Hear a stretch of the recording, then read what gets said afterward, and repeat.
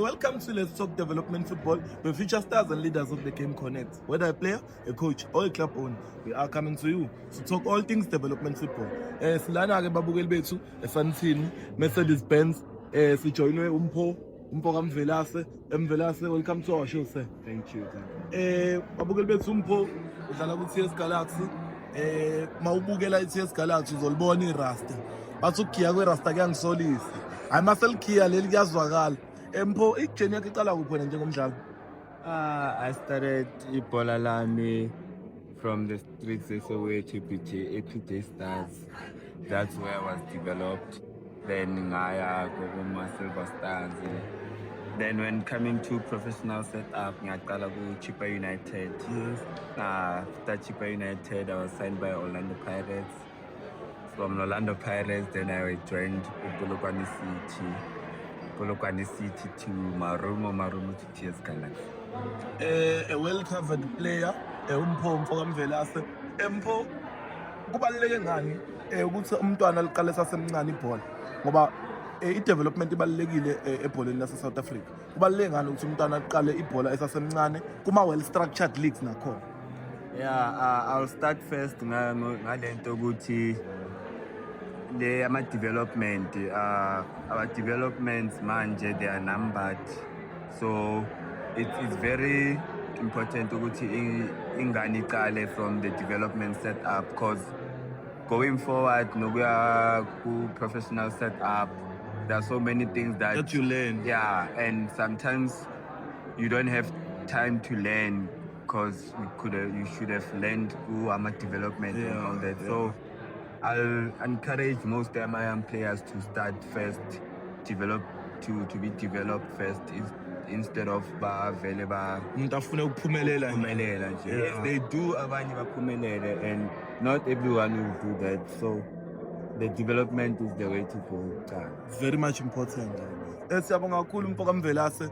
Nami umbuzo enginawo, i-development football yase South Africa ikweliphi izinga mawuyiqhathanisa nalawa ngale ngaphesheya, ngoba siyazi bangaphezulu kodwa siyasondela ngoba uyabona kwi-World Cup we qualified for ama knockouts for the first time with the young squad, average age of 22. So sikubuthina in terms of development football njenge South Africa. Yazi Kutami, I thanks you touched on that. Yazi, I like the fact that a country qualified on our own, there were no favors and all that, which shows ukuthi ibhola la South Africa liya cooler, and nokubona lentwana lezi those are under 25 proving themselves in the World Cup, and most of them badlala la ku PSL. So it shows ukuthi we're not far from Europe set up. It flows and hoping that the next World Cup so qualify kahle, then maybe just like now we have opportunity to go all the way, not knowing what is going to but they might surprise us, but quarter final only we all wish that. So I'm happy for them, and they're making us proud.